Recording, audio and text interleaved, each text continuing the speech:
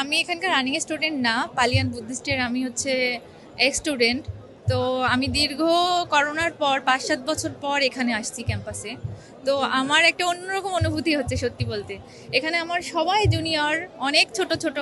তো আমার মানে আমি বলতে যে আমার শিহরণ লাগছে যে অনেক দিন পর এরকম একটা ফেমাস জগন্নাথ হলের পূজায় আমি আবার অ্যাটেন্ড করতে পারছি এক্স হিসাবে।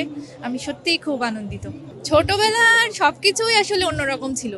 তখন মানে সব কিছু আয়োজন করো, দৌড়ঝাঁপ করো, এই ফুল আনো, নতুন করে কুল আনো, তারপর মটরশুঁটি আনো, যেগুলো আমাদের পূজার আগে খাওয়া বারণ ছিল। এ মানে একটা অন্যরকম অনুভূতি। ছোটবেলা আর বড়বেলা একদম আকাশ পাতাল। আমি মানে ছোটবেলা থেকে আমি খুব দুষ্টু দুরন্ত ছিলাম। তো আমার মা আমাকে কড়া করে বলতো কুল এবং মটরশুঁটি খাওয়া যাবে না। তো আমাদের নদীর কূলে বাড়ি, তো মটরশুঁটি আমাদের নদীর কূলে আর কি বুনতো আমার মা বাবা, এরাই ছড়িয়ে দিলেই গাছ হয়ে যেত। তো ওরকম মটরশুঁটি হয়েছে এখন। ওটা তো খেতে খুবই ভালো, যারা খেয়েছে আমি জানি তারা বলবে খুবই সুস্বাদু। তো আমি লুকিয়ে লুকিয়ে আর কি গাছের ভিতরে ঢুকে নিজেকে ঢেকে মটরশুঁটি তুলে তুলে খেতাম। আর মা আসলে বলতো কোথায় আছিস, গায়ে তো কাদা টাদা লেগে আছে। আবার মটরশুঁটির ফুলেরও এটা সেটা লেগে থাকতো গায়ে, মা তো ধরে বেদম মারটার দিত। তো এরকম স্মৃতি আমার অনেক আছে। আর কুল খাওয়ার স্মৃতিও আছে প্রচুর। মানে আমাদের ওদিকে টক বড়ই পাওয়া যায় প্রচুর, আমি ওইগুলো খেয়ে ফেলতাম। মাকে বলতাম কুল তো খাইনি, বড়ই খেয়েছি। তো মা বলতো যে দুটোই খাওয়া বারণ, তুই খেলি কেন। এ নিয়েও অনেক মার খেয়েছি। মা প্রচুর মারতো, প্রচুর শাসন করতো এগুলো নিয়ে। পূজা যতটা মানে আমাদের যারা জগন্নাথ হলে শিক্ষার্থী, আমাদের জন্য আনন্দটা আরো একটু বেশি। কারণ আমরা যেমন পূজাটা যেমন আয়োজন করি, পাশাপাশি আমরা নিজেরা উপভোগ করি। তো সব সব মিলে সেটা একটা আসলে একটা অন্যরকম একটা উপলক্ষ। তো এটা আসলে বাইরে থেকে যেমন যখন এত সুন্দর একটা অ্যাম্বিয়েন্স, সবাই এসে আনন্দ উদযাপন করে, সে আনন্দ উদযাপনের একটা ভাগিদার বা অংশীদার হতে পারে, আনন্দটা আরো দ্বিগুণ হয়ে যায়।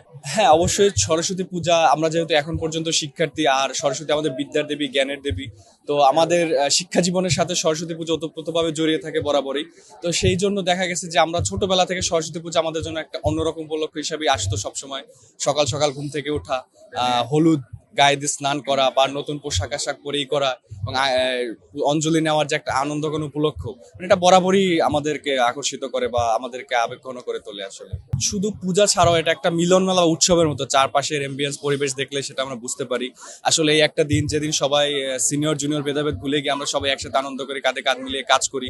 বা পূজাকালীন সময়ও আমরা যারা হলের বা ব্যাচের যারা সিনিয়র থাকেন, আমরা সবাই মিলে মিশে একসাথে কাজ করি। তো সেটা একটা অন্যরকম একটা অভিজ্ঞতা, আনন্দ কাজ করে। তখন কেউ আসলে সিনিয়র জুনিয়রিটিশিপ মেনটেন করে না। তো সেই জায়গা থেকে একটা অন্যরকম একটা ভ্রাতৃত্বের বন্ধন সৃষ্টি হয়, সবাই সবার সাথে একটা পারস্পরিক ভালো একটা সম্পর্ক সৃষ্টি হয়। আসলে হ্যাঁ, আসলে এটা আসলে আমাদের জগন্নাথ হলের পুজোর যে চেইনটা, এটা আসলে বরাবর এভাবেই হয়ে আসে, চলে যায়। এবং যারা সিনিয়র চলে যান তারা আমাদেরকে ওইভাবে দিক নির্দেশনা দিয়ে যান এইভাবে, এবং সেইভাবেই আমরা পরবর্তী ব্যাচ বা নেক্সট যারা আছে তারা ওইভাবে কাজ করার চেষ্টা করে, এবং এভাবেই ধারাবাহিকভাবে আসলে আমাদের পুজোগুলো হয়ে থাকে। আসলে ঢাকার মধ্যে না, আপনি জানলে অবাক হবেন যে এবার আমাদের জগন্নাথ হলের সরস্বতী পূজা গিনেস বুক অফ ওয়ার্ল্ড রেকর্ডের জন্য আবেদন করা হয়েছে, এবং এবার আশা করি এটা আমরা স্বীকৃতিও পেয়ে যাব।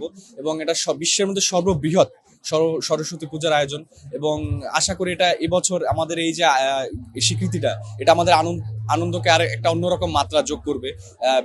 বিশ্ব রেকর্ডের পাতায় নিজেদেরকে দেখতে পারে, এটা আসলে অনেক বড় একটা ব্যাপার।